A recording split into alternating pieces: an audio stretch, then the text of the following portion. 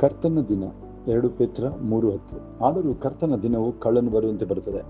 ಆ ದಿನದಲ್ಲಿ ಆಕಾಶ ಮಂಡಲವು ಮಹಾಘೋಷದಿಂದ ಇಲ್ಲದೆ ಹೋಗುವುದು. ಸೂರ್ಯ ಚಂದ್ರ ನಕ್ಷತ್ರಗಳು ಉರಿದು ಲಯವಾಗಿ ಹೋಗುವು. ಭೂಮಿಯು ಅದರಲ್ಲಿರುವ ಕೆಲಸಗಳು ಸುಟ್ಟು ಹೋಗುವು.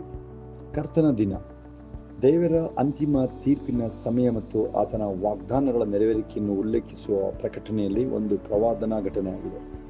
ಕರ್ತನ ದಿನ ಈ ವಾಕ್ಯವು ಪ್ರಪಂಚದ ಮೇಲೆ ತೀರ್ಪು ತರಲು ಯೇಸು ಕ್ರಿಸ್ತನ ಅನಿರೀಕ್ಷಿತ ಮರಳುವಿಕೆಯನ್ನು ಸೂಚಿಸುತ್ತದೆ. ರಾತ್ರಿಯಲ್ಲಿ ಕಳ್ಳನಂತೆ 1 ಥೆಸಲೋನಿಕ 5:1-11.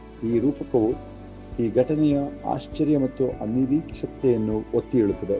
ಕ್ರಿಸ್ತನ ಮರಳುವಿಕೆ ಮತ್ತು ಅಂತಿಮ ತೀರ್ಪು ಅನಿರೀಕ್ಷಿತವಾಗಿರುತ್ತದೆ. ಭೌತಿಕ ಭೂಮಿಗೆ ಸಂಪೂರ್ಣ ವಿನಾಶವನ್ನು ತರುತ್ತದೆ ಎಂದು ನಮ್ಮ ಆರಂಭಿಕ ವಾಕ್ಯವು ಎಚ್ಚರಿಸುತ್ತದೆ. ವಾಕ್ಯವು ಪ್ರಸ್ತುತ ಆಕಾಶ ಮತ್ತು ಭೂಮಿಗೆ ಹಿಂಸಾತ್ಮಕ ಅಂತ್ಯವನ್ನು ಯೋಚಿಸುತ್ತದೆ. ಭೂಮಿಯು ಅದರಲ್ಲಿರುವ ಕೆಲಸಗಳು ತೀವ್ರವಾಗಿ ಸುಟ್ಟು ಹೋಗುವು.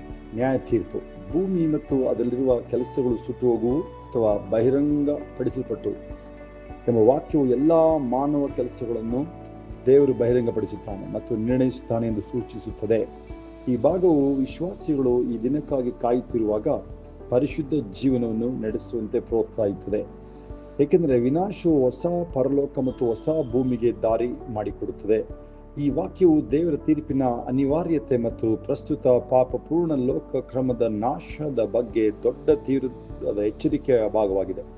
ದೇವರ ತೀರ್ಪಿನ ಖಚಿತತೆ ವಿಳಂಬದ ಹೊರತಾಗಿಯೂ ಕರ್ತನ ದಿನವು ಖಚಿತವಾಗಿದೆ ಮತ್ತು ಅನಿರೀಕ್ಷಿತವಾಗಿ ಬರುತ್ತದೆ. ವಿಶ್ವಾಸಿಗಳು ಸಿದ್ಧತೆ ಮತ್ತು ನಿರೀಕ್ಷೆಯಲ್ಲಿ ಬದುಕಬೇಕು. ಭೌತಿಕ ಪ್ರಪಂಚದ ಅಸ್ಥಿರತೆ ಆಕಾಶ ಮತ್ತು ಭೂಮಿಯ ನಾಶವು ಭೌತಿಕ ಪ್ರಪಂಚದ ತಾತ್ಕಾಲಿಕ ಸ್ವರೂಪವನ್ನು ನಮಗೆ ನೆನಪಿಸುತ್ತದೆ. ನಮ್ಮ ಗಮನವು ಶಾಶ್ವತ ವಿಷಯಗಳ ಮೇಲೆ ಇರಬೇಕು. ಪವಿತ್ರತೆಗೆ ಕರೆ ಭೂಮಿ ಮತ್ತು ಅದರ ಕೆಲಸಗಳು ಬಹಿಷ್ಕರಿಸಲ್ಪಡುತ್ತವೆ ಎಂದು ತಿಳಿದುಕೊಂಡು ಕ್ರೈಸ್ತರು ಪರಿಶುದ್ಧ ಮತ್ತು ದೈವಿಕ ಜೀವನ ನಡೆಸಲು ಹೊಸ ಸೃಷ್ಟಿಗೆ ತಯಾರಿ ನಡೆಸಲು ಕರೆಯುತ್ತಾರೆ. ಸುವಾರ್ಥ ಸೇವೆಯ ತುರ್ತು ಕರ್ತನ ದಿನದ ಅನಿರೀಕ್ಷಿತ ಸ್ವರೂಪವು ಕ್ರಿಸ್ತನನ್ನು ಅರಿಯದವರೊಂದಿಗೆ ತುರ್ತಾಗಿ ಸುವಾರ್ತೆಯನ್ನು ಹಂಚಿಕೊಳ್ಳಲು ವಿಶ್ವಾಸಿಗಳನ್ನು ಪ್ರೇರೇಪಿಸಬೇಕು.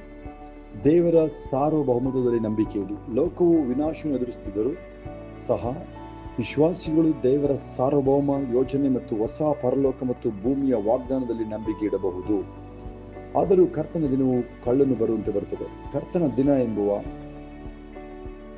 ದೇವರು ಮಾನವ ಇತಿಹಾಸದಲ್ಲಿ ತೀರ್ಪು ಮತ್ತು ರಕ್ಷಣೆಯನ್ನು ತರಲು ನಿರ್ಣಾಯಕವಾಗಿ ಮಧ್ಯ ಪ್ರವೇಶಿಸುವ ಭವಿಷ್ಯದ ಸಮಯವನ್ನು ವಿವರಿಸಲು ವಾಕ್ಯಾದ್ಯಂತ ಬಳಸಲಾಗುವ ಪದವಾಗಿದೆ. ಈ ಪರಿಕಲ್ಪನೆಯು ಹಳೆಯ ಮತ್ತು ಹೊಸ ಒಡಂಬಡಿಕೆಗಳಲ್ಲಿ ಕಂಡುಬರುತ್ತದೆ.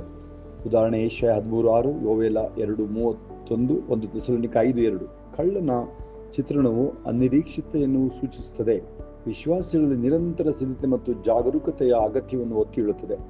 ಈ ರೂಪಕವನ್ನು ಮತ್ತಾಯ 24:43-44 ಯೇಸು ಮತ್ತು 1 ಥೆಸಲೋನಿಕ 5:2-4 ಪೌಲನು ಸಹ ಬಳಸಿದ್ದಾರೆ. ಇದು ಈ ಘಟನೆಯ ಅನಿರೀಕ್ಷತೆಯನ್ನು ಒತ್ತಿ ಹೇಳುತ್ತದೆ. ಆ ದಿನದಲ್ಲಿ ಆಕಾಶ ಮಂಡಲವು ಮಹಾಘೋಷದಿಂದ ಇಲ್ಲದೆ ಹೋಗುವುದು. ಇಲ್ಲಿ ಆಕಾಶಗಳು ಬಹುಶಃ ಪರಲೋಕವನ್ನು ಉಲ್ಲೇಖಿಸುತ್ತದೆ ಮತ್ತು ಇದನ್ನು ಸತ್ಯವೇದದ ವಿಜ್ಞಾನದಲ್ಲಿ ದೇವರು ಮತ್ತು ದೇವದೂತರುಗಳ ವಾಸಸ್ಥಾನದಿಂದ ಹೆಚ್ಚಾಗಿ ನೋಡಲಾಗುತ್ತದೆ. ಮಹಾಘೋಷ ಒಂದು ದುರಂತ ಘಟನೆಯನ್ನು ಸೂಚಿಸುತ್ತದೆ. ಬಹುಶಃ ಪ್ರಸ್ತುತ ಕ್ರಮದ ರೂಪಾಂತರ ಅಥವಾ ವಿಸರ್ಜನೆ ಸಂಬಂಧಿಸಿದ ಅಗಾಧ ಶಕ್ತಿ ಮತ್ತು ಶಬ್ದವನ್ನು ಸೂಚಿಸುತ್ತದೆ. ಇದು ಯೆಶಾಯ 34:4 ಮತ್ತು ಪ್ರಕಟಣೆ 6:14 ಕಂಡುಬರುವ ಪ್ರವಾದನ ಚಿತ್ರಣದೊಂದಿಗೆ ಹೊಂದಿಕೆ ಆಗುತ್ತದೆ. ಅಲ್ಲಿ ಪರಲೋಕವು ಸುತ್ತಿಕೊಂಡು ಕಣ್ಮರೆಯಾಗುತ್ತಿದೆ ಎಂದು ವಿವರಿಸಲಾಗಿದೆ. ಸೂರ್ಯ ಚಂದ್ರ ನಕ್ಷತ್ರಗಳು ಉರಿದು ಲಯವಾಗಿ ಹೋಗುವು. ಅಂಶಗಳು ಭೌತಿಕ ಬ್ರಹ್ಮಾಂಡದ ಮೂಲ ಘಟಕಗಳಾದ ಭೂಮಿ, ಗಾಳಿ, ಬೆಂಕಿ ಮತ್ತು ನೀರು ಅಥವಾ ಭವಿಷ್ಯ ಸೂರ್ಯ, ಚಂದ್ರ ಮತ್ತು ನಕ್ಷತ್ರಗಳಂತಹ ಪರಲೋಕದ ಕಾಯಗಳನ್ನು ಉಲ್ಲೇಖಿಸಬಹುದು. ಬೆಂಕಿಯಿಂದ ನಾಶವು ಶುದ್ಧೀಕರಣ ಮತ್ತು ತೀರ್ಪಿಗೆ ಸತ್ಯವೇದದ ಸಾಮಾನ್ಯ ಉದ್ದೇಶವಾಗಿದೆ. ಉದಾಹರಣೆ ಮಲಾಕಿ 4:1, 1 ಕೊರಿಂಥಿಯ 3:13. ಲೋಹಗಳ ಪರಿಷ್ಕರಣಾ ಪ್ರಕ್ರಿಯೆಯಲ್ಲಿ ಕಂಡುಬರುವಂತೆ ಬೆಂಕಿ ದೇವರ ಪವಿತ್ರತೆ ಮತ್ತು ಪಾಪದ ಶುದ್ಧೀಕರಣವನ್ನು ಸಂಕೇತಿಸುತ್ತದೆ. ಈ ಕಲ್ಪನೆಯು ಪ್ರಕಟಣೆ 21:1 ವಿವರಿಸಲಾದ ಅಂತಿಮ ತೀರ್ಪು ಮತ್ತು ಸೃಷ್ಟಿಯ ನವೀಕರಣಕ್ಕೆ ಸಂಕಲ್ಪ ಕಲ್ಪಿಸುತ್ತದೆ. ಭೂಮಿಯು ಅದರಲ್ಲಿರುವ ಕೆಲಸಗಳು ಸುಟ್ಟು ಹೋಗುವು. ಭೂಮಿ ಮತ್ತು ಅದರ ಕೆಲಸಗಳು ಭೌತಿಕ ಜಗತ್ತು ಮತ್ತು ಮಾನವ ಸಾಧನೆಗಳನ್ನು ಸೂಚಿಸುತ್ತದೆ. ಇವುಗಳನ್ನು ದೇವರು ಬಹಿರಂಗಪಡಿಸುತ್ತಾನೆ ಮತ್ತು ನಿರ್ಣಯಿಸುತ್ತಾನೆ. ಬಹಿರಂಗಪಡಿಸಲಾಗಿದೆ ಎಂಬ ಪದವು ಬಹಿರಂಗಪಡಿಸುವಿಕೆ ಅಥವಾ ಪ್ರಕಟಣೆಯನ್ನು ಸೂಚಿಸುತ್ತದೆ. ಇದು ದೇವರ ದೃಷ್ಟಿಯಿಂದ ಯಾವುದನ್ನೂ ಮರೆ ಮಾಡಲಾಗುವುದಿಲ್ಲ ಎಂದು ಸೂಚಿಸುತ್ತದೆ. ಇಬ್ರಿಯ 4:13 ಇದು ದೈವಿಕ ತೀರ್ಪಿನ ವಿಷಯದೊಂದಿಗೆ ಹೊಂದಿಕೆಯಾಗುತ್ತದೆ. ಅಲ್ಲಿ ಎಲ್ಲಾ ಕಾರ್ಯಗಳು ಒಳ್ಳೆಯದು ಅಥವಾ ಕೆಟ್ಟದನ್ನು ಬೆಳಕಿಗೆ ತರಲಾಗುತ್ತದೆ. ಪ್ರಸಂಗಿ 12:14, 2 ಕೊರಿಂಥಿಯ 5:10, ಪ್ರಕಟಣೆ 21:1-4 ನಿರೀಕ್ಷಿಸಿದಂತೆ ನೀತಿಯು ವಾಸಿಸುವ ಹೊಸ ಸೃಷ್ಟಿಯನ್ನು ಸ್ಥಾಪಿಸುವುದು ಅಂತಿಮ ಉದ್ದೇಶವಾಗಿದೆ. ಭರವಸೆಯ ಮೂಲಕ ರೂಪಾಂತರ 2 ಪೇತ್ರ 3:11-12 ಇವೆಲ್ಲವುಗಳು ಹೀಗೆ ಲಯವಾಗಿ ಹೋಗುವುದರಿಂದ ನೀವು ದೇವರ ದಿನದ ಪ್ರತ್ಯಕ್ಷತೆಯನ್ನು ಎದುರು ನೋಡುತ್ತಾ ಹಾರೈಸುತ್ತಾ ಎಷ್ಟೋ ಪರಿಶುದ್ಧವಾದ ನಡವಳಿಕೆಯಲ್ಲಿಯೂ ಭಕ್ತಿಯೂ ಉಳ್ಳವರಾಗಿರಬೇಕಲ್ಲ. ಆ ದಿನದಲ್ಲಿ ಆಕಾಶ ಮಂಡಲವು ಬೆಂಕಿ ಲಯವಾಗಿ ಹೋಗುವುದು, ಸೂರ್ಯ ಚಂದ್ರ ನಕ್ಷತ್ರಗಳು ಉರಿದು ಕರಗಿ ಹೋಗುವು.